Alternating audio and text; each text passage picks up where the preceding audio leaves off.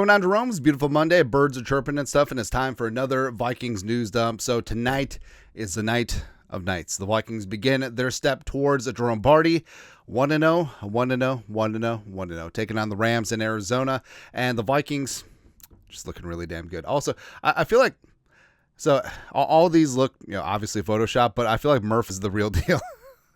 Murph looks very comfortable wearing fur. Peter must hate him. I don't know, man. But, the Vikings looking really damn good. Of course, looking to get some revenge for the Rams. Face mask my ass. Please. Please, please, please. But the rest of Super Wildcard Weekend took place in front of the Vikings. Bills shelled the Broncos. The Ravens had their way with the Steelers. The Texans got things done. Hey, Justin Herbert. 4 picks? Really? And then the Eagles demolished the Packers. There's really no other way to go about it. The Packers had injuries, but remember, Saquon just took a knee instead of just scoring a walk-in touchdown, 70-yarder. It's kind of awesome. And then the commies, Jane Daniels, get it done against the Bucks. And Jane Daniels, so first off, great rookie season. I think that he's the best rookie quarterback right now until J.J. McCarthy actually steps on the field. But where did Jaden Daniels learn how to be such a baller? I don't know. It's that LSU connection. It's fantastic. And of course, tonight is the final piece of the puzzle. And if and when the Vikings win this evening, the Vikings will travel to Philly. Philly.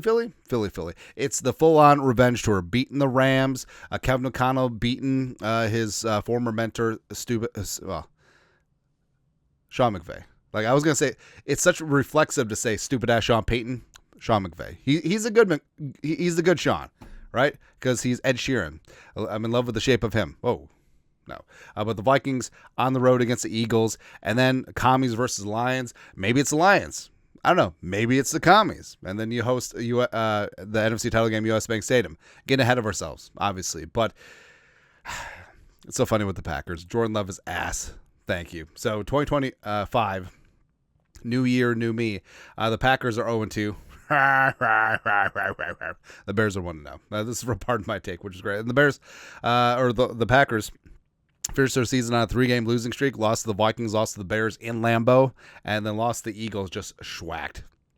But like I said, if and when the Vikings beat the Rams tonight, they'll be back in Philly. And of course, 2017 all over again. They threw beards at us. So I've been pretty firm and consistent with my stance on what happened in 38-7, where should fans of the opposing team feel safe in opposing stadiums? Yes. Should there be a little bit ish talking? Sure.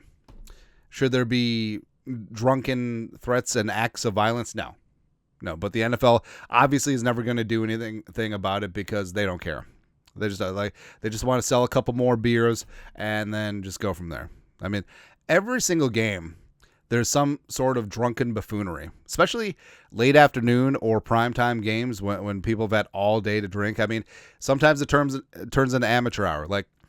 I feel like people who know themselves and know their tolerance, they definitely stay within bounds. What is the point of getting blackout wasted and just going to the game that you're not going to remember? You don't even know when to yell. It's second down, man, and we have the ball. Sit your ass down. I don't know. But is Philly not great? No, it's not. All right. But also, the whole pearl clutching thing, I don't know. I honestly see both sides. As a Vikings fan traveling to Philly, should you expect some harsh words, maybe some booing, maybe some blah, blah, blah? Sure. But threats of physical violence or, I don't know, sometimes the ish talking goes too far. Don't know. But anyways, this is really great. And honestly, this is the full Philly experience. Matt Schneiderman, Packers beat writer. We've lost control here in the press box. Drunk woman who's an Eagles fan right in front of the window is heckling Robert Salah and other bald folks in our row because Salah's a consultant for the Packers. And apparently the media are right next to the Packers booth. And calling them bald MFers. Rob Domofsky, another Packers beat writer who is bald, just banged back on the glass and told her to sit the F down, which is great. This is Philly in a nutshell. Also, I like this lady in the picture. She's like, oh, she just wants to be Asian. Or she's doing like the Mickey Rooney from Breakfast at Tiffany's. Oh. But I don't know. Like drunk ladies, cursing out the Packers coaches and media members. You got kids giving the bird to opposing fans. Whatever. It's Philly. What do you expect, right? But divisional round. So obviously we're getting ahead of ourselves, but if and when the Vikings beat the Rams this evening, the Saturday games, Texans at the Chiefs, Commies at the Lions. I could not wait to be such a fan of communism for the first time in my life and for one night only. Baby. Now, part of me says, F the Lions, F them right in the face. Another part of me says, I would love just to take a dump at Ford Field, 50-yard line, just right on their chest in the NFC title game. Oh, they made the NFC title game again. Oh, they just blew it. But also, it would be great, again, getting ahead of ourselves. Vikings beat the Rams. Vikings beat the Eagles. Commies beat the Lions. U.S. Bank Stadium, like we predicted. Randy Moss, healthy enough to get up here, sound the Gallahorn. Let's go. Let's go, man. But, like I said, get ahead of ourselves. Vikings. Oh, sorry, Schefter. Hey, when J.J. McCarthy is our quarterback, as a Michigan alum, Adam Schefter, can you please start reporting the news accurately? Fixed it. All right, so Vikings at Eagles, and then Ravens at Bills in the late game. Ravens at Bills is going to be a war, man. It's going to be a hell of a game. I love it. The Ravens with the Bills are different teams, man. Fully on different teams, but I like the Ravens' chances in this one. Plus, Bills Mafia is just getting after it. So, Bills Mafia does it right. Right, so Bills Mafia are obviously a bunch of drunken hooligans and buffoons, and they're breaking tables. Also, I don't understand why they break those tables so often. Those things are $90 at Home Depot. Those things aren't cheap. That adds up. Yeah, but Bills fans are great. There's never been like a full-on instance of like, hey, Bills Mafia are terrible. Like, I'm sure there's isolated instances here or there, but they do not have that reputation of being inhospitable to visiting fans. Lions fans, on the other hand. No. Also, Vikings heading to Arizona business trip. I need to get me this jumpsuit. I'm sure it's like $800. You know what I mean? But it's gorgeous. That's beautiful. What is that, velvet? Also, purple skies. It's Kismet. Purple skies by night, Vikings delight. Something like that. But Jefferson is fully dialed in and also very comfortable. Like, doesn't that matching sweatsuit just look like a nap? You're just surrounded by a hug all the time. It's really great. Also great is the season, honoring Kyrie. Don't have a smooth transition here, but Kyrie Jackson's still firmly on the minds of all the Vikings players. The season is in dedication to him, in dedication to Randy Moss, Moss and cancer, which is great. All right, so Vikes fan page. Vikings defender Josh Metellus brought Kyrie Jackson's jersey to the rookie dinner for the defensive backs at Billy Sushi this week. Wait, so does Dwight Nudie McLaughlin have to pay for the whole thing? Anyways, he placed it on an empty chair at the table to make sure his presence was felt.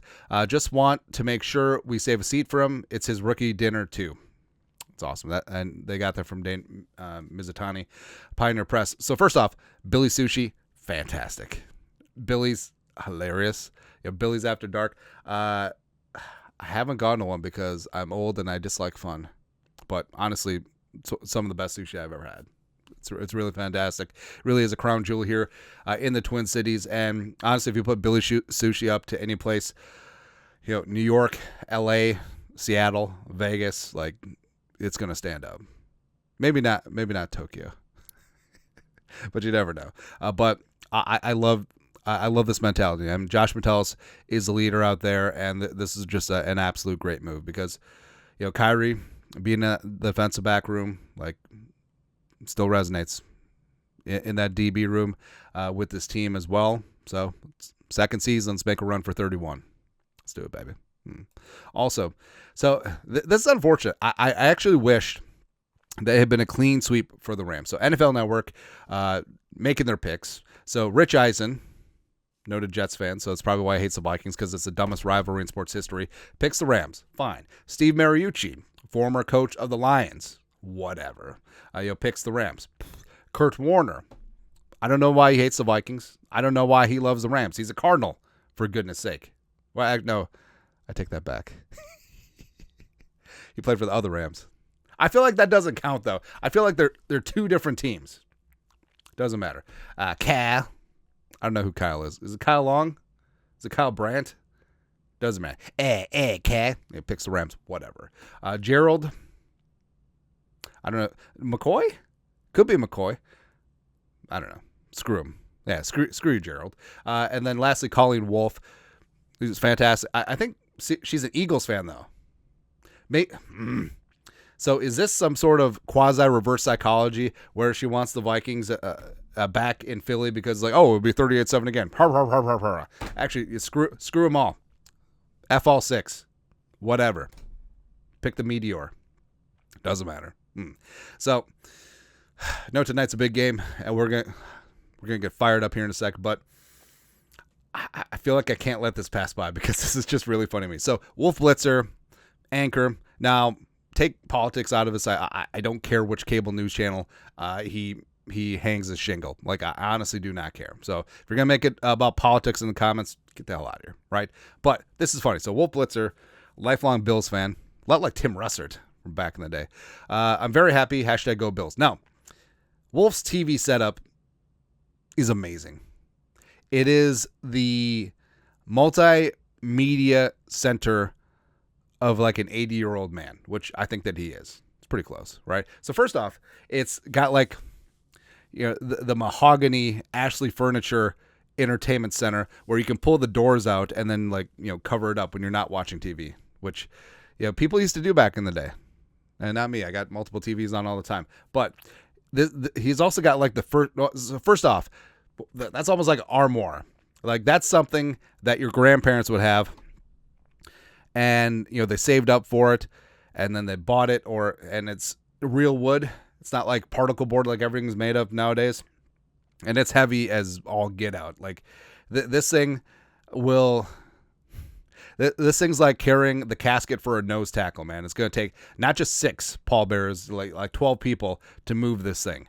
And it's like when my grandma moved from their old house into like a single level living, like a nice townhouse.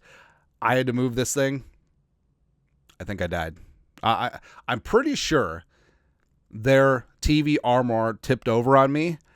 And this is like the rest of my life. Has just been like my future life flashing before my eyes as the armoire is coming down slow style, like Inception, and it's about to kill me, but I get to live a full life before I die. I've had that feeling before. Anyways, but the media center is heavy. This is like a first gen flat screen TV. Like this TV is at least 15 years old, right? If not older, right? 32-inch. It probably still has like the physical buttons. It's one of these TVs that has to warm up. It's really good. Plus, you can tell like this TV has depth. Like that TV, it's not like a full-on flat screen. Like, well, first off, it's heavy.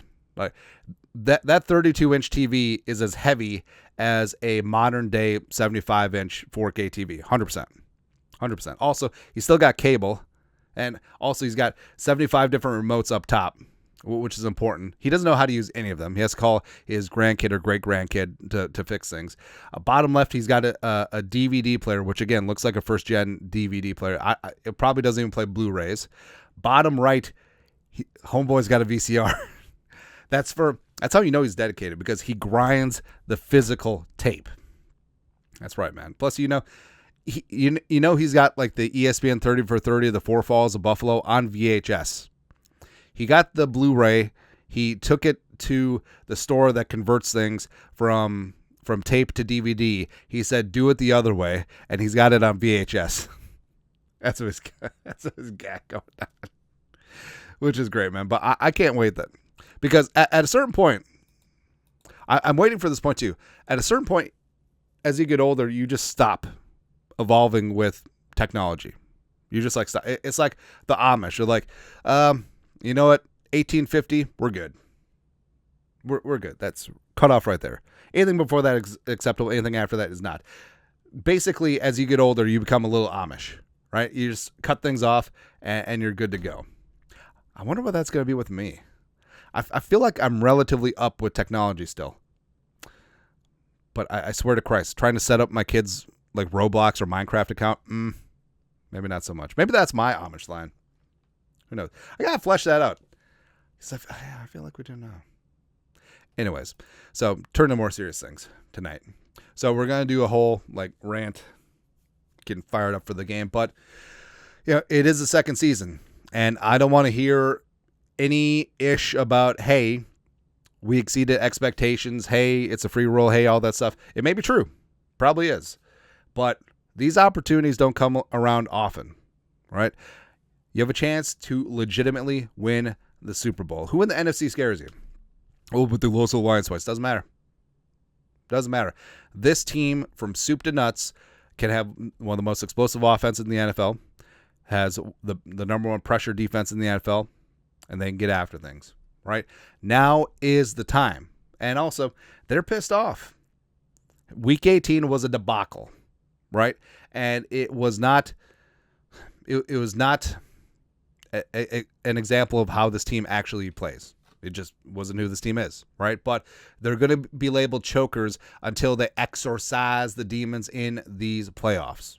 Go out, beat the Rams, who also beat you earlier in the season. Face mask. Go into Philly, beat that ass, avenge 38-7, and then beat the Lions or beat the Commies, get to the Super Bowl, beat whoever. Hoist that Jerome one time. It's very big for the legacy of Kevin O'Connell, which, 3 years in, you're already writing a legacy. Yes, these are important. Bill Walsh won a Super Bowl in his third season as head coach with the 49ers, right? And also slinging Sammy Darnold, a.k.a. America's quarterback. I mean, how is this season going to be remembered? He could put up some stats, but is he going to be a $25 million a year quarterback, or is he going to be a $50 million a year quarterback? I guess we'll find out. Really matters how he bounces back. Also, Justin frickin' Jefferson. We talked about him. Now, wide receivers generally don't need, postseason accolades to be regarded as great. Like Megatron never won a playoff game, but Jefferson is different. Jefferson is box office, and in the playoffs, that's where you make your bones. So Jets is about to take off and do some damage.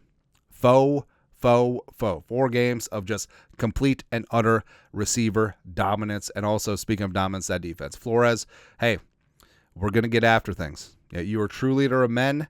This is the number one takeaway defense in the National Football League. We're going to take away the ball. We're going to celebrate. We're going to score. We're going to do all that stuff. Plus, we're getting after the quarterback's ass. For the love of Christ, can a friggin'... It's so frustrating watching Wild Card. Oh, it's third and forever. Oh, just a 3-man rush. Oh, that actually gets pressure and gets home. Oh, wow. Meanwhile, the Vikings blitz 75 defenders, and somehow it gets picked up by an offensive line ravaged by injuries. So you got practice squad players, you got replacement players. I'm not even talking about strike replacement players. I'm talking about like the legitimate actors from the movie The Replacements with Keanu Reeves and Gene Hackman. They just throw them out there. It's like, oh, they just pick up the blitzes every single time. Yeah, no, we're getting home tonight. We're putting Matthew Stafford on his old ass. We're going to frazzle stupid-ass Sean McVay. I did it again. No, nice ass Sean McVay. No, not that either. Nice Sean McVay. Nailed it. The student will beat the teacher, and we'll get after things tonight. So, first things first, beat the Rams. Then go beat the Eagles. Then whatever happens, baby. Tonight. Let us know your thoughts, our thoughts, comment section. Subscribe, Venmo, you know what to do. Skull, production value. Woo.